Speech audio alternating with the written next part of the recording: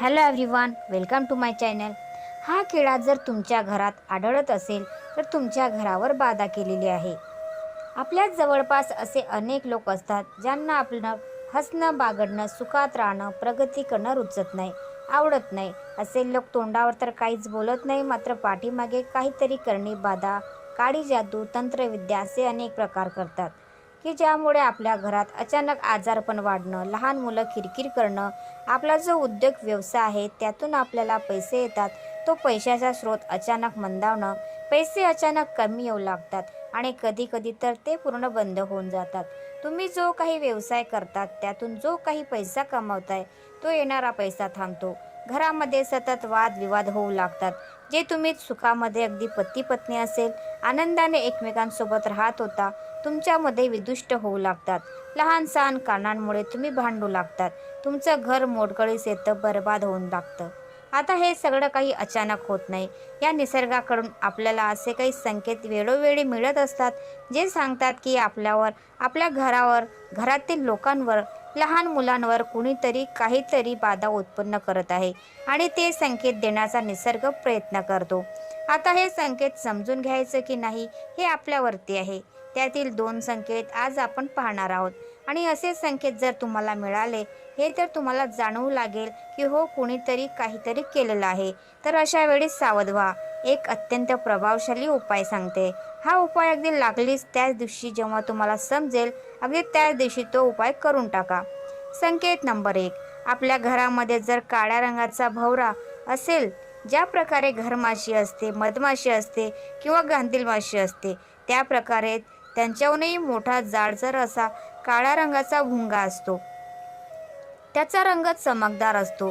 थोडासा मोरपंखी दिसणारा काळपट असा हा भवरा जर आपल्या घरामध्ये असेल, आपल्या घरामध्ये अंगणात नव्हते, अंगणात तुम्ही काही झाडं लावली आहे, त्या झाडावरती बसू दे. आता तुमच्या घरामध्ये जर हा भवरा येत असेल तर लक्षात ठेवा, भवरा हा एक असा कीटक आहे ज्या ठिकाणी नकारात्मक ऊर्जा असेल, त्या ठिकाणी कुणी काही केलेलं असेल, बाधा असेल, निगेटिव्ह एनर्जी असेल, नकारात्मक स्पंदने असतील, त्या ठिकाणी हा भवरा आकर्षित होतो. अन्यथा तो बागेमध्ये, झाडावर, फुलांवरती वगैरे तुम्हाला उडताना दिसून येईल. मात्र जर एखाद्या घरावरती, एखाद्या व्यक्तीवर जर काही क्रिया झालेली असेल तर त्या ठिकाणी हा भवरा 100% जातो. जर तो आसपास असेल तर त्या बाधा झालेल्या वस्तूकडे तो आपोआप आकर्षित होतो.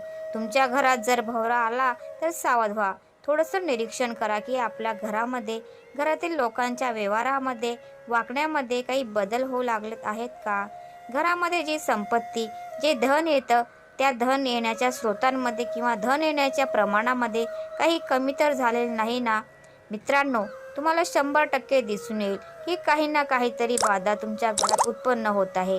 त्याच वेळी जर आपण सावध झालात तर पुढे येणारी हानी आपण टाळू शकता. संकेत नंबर 2. जास्वंदीचं फूल आहे आणि अनेक रंगाचे जास्वंद तुम्हाला दिसून येईल. पांढऱ्या रंगाची जी जास्वंदी आहे, सफेद रंगाचं जास्वंदाचं रोपटं आपण आपल्या घरामध्ये घेऊन या आणि त्याला आपल्या घराच्या बाल्कनीमध्ये, अंगणामध्ये, हॉलमध्ये किंवा शक्यतो घराच्या आतमध्ये ठेवा. 24 तास त्याला आपल्या घरामध्ये असू दे. त्याला पाणी वगैरे द्या. जर हे पांढरे जास्वंदीचे रोपटं 24 तासांच्या आत सुकलं, पाणी देऊन सुद्धा, सूर्यप्रकाश मिळून सुद्धा तर ते सुकलं, तर लक्षात ठेवा, जास्वंदीचं हे पांढऱ्या रंगाचं रोपटं असतं. ज्या वेळी कुठेतरी बाधा उत्पन्न होतात, काहीतरी नकारात्मक शक्ती कोणीतरी आपल्यावरती काही करू लागतात, त्या वस्तूमध्ये हे रोपटं तग धरू शकत नाही. आणि तिसरी गोष्ट, जर एखाद्याने खूप काहीतरी तांत्रिक क्रिया केलेली असेल की अगदी एखाद्याला जीवनातून उठवण्याचा जर त्याचा प्रयत्न असेल तर आपल्या घरासमोर असणारे तुळशीकडे जरा पहा. तुम्ही पाणी घालताय, रोज पूजा करताय, तरीसुद्धा जर ती सुकू लागलेली असेल, ती जर सुकत असेल तर हा सर्वात मोठा संकेत आहे की तुमच्या घरावर करण्यात आलेली तांत्रिक क्रिया ही खूप दिवसांपासून चालू आहे आणि ती आता अगदी शेवटच्या स्टेजला आलेली आहे. खूप मोठा संकट येण्यापूर्वी तुळस आपल्याला हे संकेत देत असते. आता असं झाल्यानंतर साहजिकच आपण घाबरून जाल. या ठिकाणी 3 उपाय सांगत आहे. तिन्हीच्या तिन्ही उपाय आपण करायचे आहे. पहिली गोष्ट, आपल्या कुलदेवीला आपण शरण जा. आपल्याला जे कुलदैवत आहे, कुलदेवी आहे हे माहीत करून घ्या. त्यांना शरण जा. त्यांच्याकडे गाऱ्हाणे मांडा, प्रार्थना करा. दुसरी गोष्ट, तुमचे जे गुरु असतील किंवा तुमची ज्या देवावरती श्रद्धा आहे, निष्ठा आहे, त्या देवाला गाराणे घाला. आणि तिसरी गोष्ट आपण स्वतः ती करायची आहे.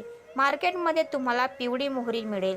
ही पिवळी मोहरी साधारण मूठभर किंवा 2 मूठ घ्यावी एखाद्या मातीच्या पात्रामध्ये. आणि बाजारामध्ये भीमसेनी कापूर एक मिळतो. हा शुद्ध कापूर मानला जातो. जर नसेल उपलब्ध तुम्हाला तात्काळ करायचा आहे तर अगदी साधा कापूर घेतला तरी चालू शकतो. मात्र भीमसेनी कापूर सर्वश्रेष्ठ आहे. कापूर घ्यायचा आहे, मोहरी घ्यायची आहे. दोन्ही वस्तू व्यवस्थित एकत्र करा. समप्रमाणात मोहरी आणि कापूर घ्यायची आहे आणि त्यांना आपल्याला त्या मातीच्या पात्रामध्ये जाळायचे आहे. जर जाळणार कधी, जेव्हा हा भोवरा तुमच्या घरामध्ये येईल किंवा हे रोपटं सुकून गेलेलं तुम्हाला दिसून येईल, तेव्हा हा उपाय घरामध्ये सकाळी, दुपारी, संध्याकाळी जेव्हा वेळ असेल तेव्हा करा. कापूर मोहरी जाळायचे आहे. त्याने पेट घेतल्यानंतर जे ज्वाला आहे ती विझवायची, जेणेकरून धूर बाहेर पडेल. आणि हा धूर आपल्याला संपूर्ण घरामध्ये, संपूर्ण प्रत्येक कोपऱ्यामध्ये, स्टोरेज रूम आहे तिथे सुद्धा, आपल्याला टॉयलेट आहे, बाथरूम आहे, घरातला प्रत्येक कोपरा कुठे काय कुणी करून ठेवलेला असेल काही सांगता येत नाही. लोक पाण्याच्या माध्यमातून, अगदी कोण कशाच्याही माध्यमातून या प्रकारच्या तांत्रिक क्रिया करतात.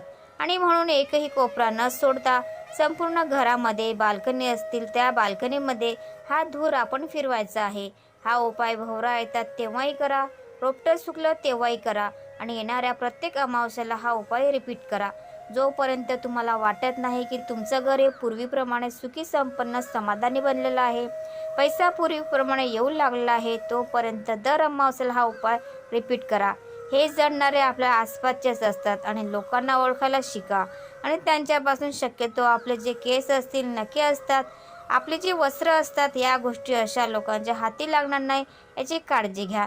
तर मित्रांनो, हा व्हिडिओ तुम्हाला आवडला असेल तर कमेंटमध्ये नक्की सांगा. व्हिडिओला लाईक, शेअर आणि चॅनलला सबस्क्राईब नक्की करा. धन्यवाद. Thanks for watching.